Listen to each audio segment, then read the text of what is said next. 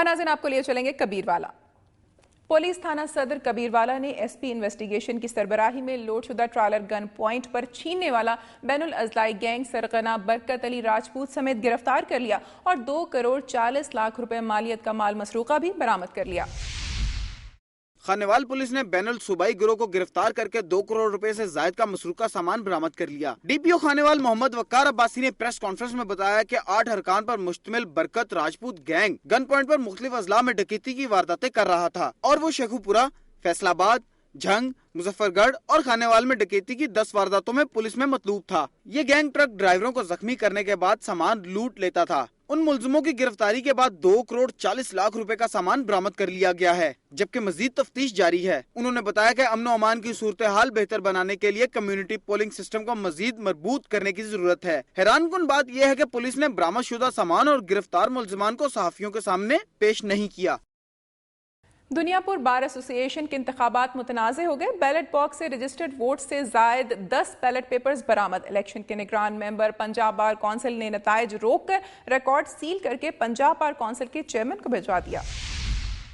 دنیا پور بار ایسوسی ایشن کے انتخابات میں بیلٹ باکس سے 10 ووٹ زائد برآمد ہونے کے بعد نتائج روک کر ریکارڈ سیل کر دیا گیا۔ بار ایسوسی ایشن دنیا پور کے سالانہ انتخابات اس وقت متنازع ہو گئے جب پولنگ کے بعد گنتی کے وقت بیلٹ باکس سے 10 ووٹ زائد نکل آئے۔ بار میں رجسٹرڈ ووٹرز کی تعداد 134 ہے، جن میں 127 نے اپنا حق رائے دہی استعمال کیا، لیکن بیلٹ باکس سے 137 ووٹ برآمد ہوئے، جس پر الیکشن کی نگرانی کرنے والے پنجاب بار کونسل کے رکن جام محمد یونس نے نتائج روک کر تمام ریکارڈ سیل کر کے پنجاب بار کونسل کے چیئرمین رانا محمد اکرم کو بھجوا دیا۔ جام محمد یونس نے صحافیوں کو بتایا کہ کاسٹ کیے گئے تمام بیلٹ پیپرز پر چیئرمین الیکشن بورڈ چودھری امداد علی ڈوگر کے دستخط اور مہر ثبت ہے، جس سے فیصلہ کرنا مشکل ہے کہ کون سے بیلٹ پیپرز جعلی ہیں۔ لطیف کھوسہ کے گورنر پنجاب کے عہدے پر تقرری کی خوشی میں دنیا پور میں پیپلز پارٹی کے کارکنوں کی جانب سے مٹھائی تقسیم کی گئی۔ سردار لطیف کھوسہ کے گورنر پنجاب بننے کی خوشی میں پیپلز پارٹی دنیا پور کی طرف سے مٹھائی تقسیم کی گئی۔ دنیا پور میں بھی لطیف کھوسہ کے گورنر بننے کی خوشی میں پیپلز پارٹی ورکرز اتحاد گروپ کی جانب سے ملک مختار راندو کی قیادت میں کارکنوں میں مٹھائی تقسیم کی گئی، جس کے مہمان خصوصی ممبر فیڈرل کونسل ملک محمد اقبال رندھاوا اور پیپلز پارٹی دنیا پور کے صدر کنور محمد سلیم تھے۔ بعد میں ورکر سے خطاب کرتے ہوئے مقررین کا کہنا تھا کہ امید ہے کہ لطیف کھوسہ کی تقرری سے کارکنوں کے مسائل حل ہوں گے اور جنوبی پنجاب کی محرومیت کے خاتمے میں مدد ملے گی۔ اس موقع پر کارکنوں نے صدر اور وزیر اعظم کے حق میں نعرے بازی بھی کی۔ جنگ union of journalist and press club کے سالانہ انتخابات مکمل۔ دنیا ٹی وی کے لیاقت علی شام صدر، سلطان احمد ملک جنرل سیکرٹری منتخب ہو گئے۔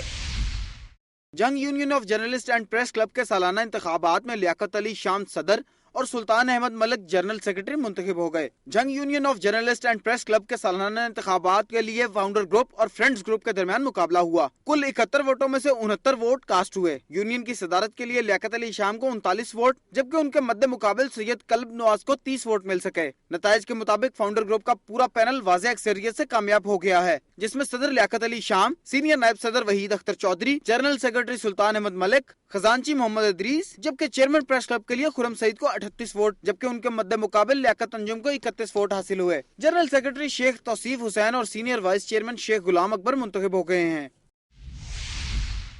جنوبی پنجاب کے سب سے بڑے گورنمنٹ تجرباتی فارم فاضل پور کی انتظامیہ کی غفلت سے جانوروں کی افزائش کا عظیم منصوبہ کٹائی میں پڑ گیا ہے، جبکہ 1 ماہ سے بھی کم مدت میں قیمتی بکریاں نمونیا کا شکار ہو کر ہلاک ہو گئیں۔ حکومت پنجاب نے ضلع راجن پور کے علاقے رکھ دندی فاضل پور میں 1958 میں 3,500 ایکڑ اراضی جانوروں کی افزائش نسل کے لیے مختص کی۔ 1972 میں اسے گورنمنٹ تجرباتی کیٹل فارم کا نام دیا گیا، جہاں ساہیوال نسل کی 556 گائیں اور بیتل نسل کی 234 قیمتی بکریوں کی افزائش کی جا رہی ہے۔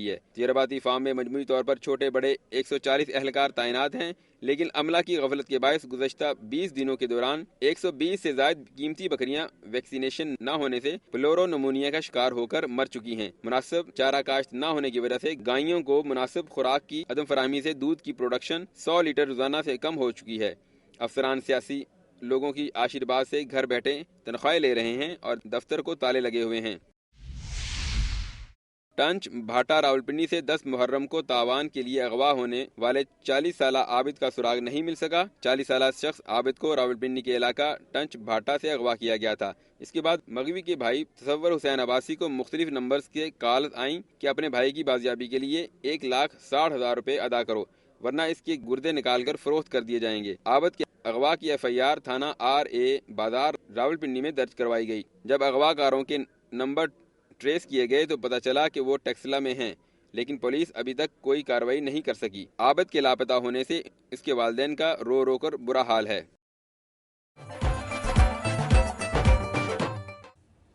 ناظرین، صبح پنجاب سے موصول ہونے والی رپورٹس اور خبریں آپ نے ملاحظہ کی، آپ کو لیے چلتے ہیں گلگت بلتستان کی دنیا میں۔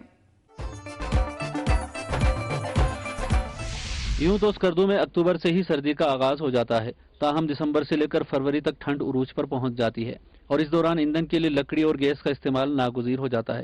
سردیوں میں جہاں معمولات زندگی بری طرح متاثر ہوتے ہیں، وہیں عوام کے لیے سردیاں معاشی بوجھ میں بھی اضافے کا سبب بنتی ہیں۔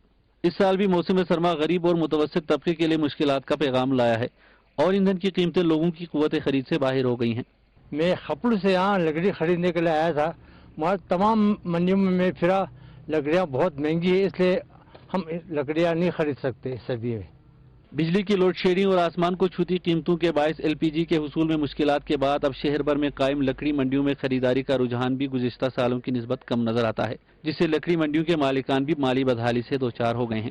من کے پیچھے 20 روپے کھاتے ہیں، اس سے زیادہ ہم کھاتے بھی نہیں ہیں، تو ابھی عوام کہتا ہے کہ بھائی منڈی میں لکڑیوں کا قیمت بڑھ گیا ہے، بھائی ہر چیز کا قیمت بڑھ گیا ہے۔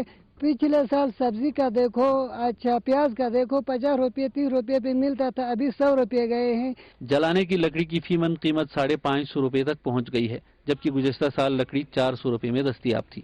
بڑھتی ہوئی سردی کی شدت سے اپنے آپ کو محفوظ رکھنے کی تمام تدابیر مہنگائی کے آسیب کے سامنے ناکام نظر آتی ہیں۔ رواں موسم سرما کی سردیاں ایندھن سے محروم عوام کے لیے کڑی آزمائش کا باعث بنی ہوئی ہیں۔ محمد حسین آزاد، دنیا نیوز، اسکردو۔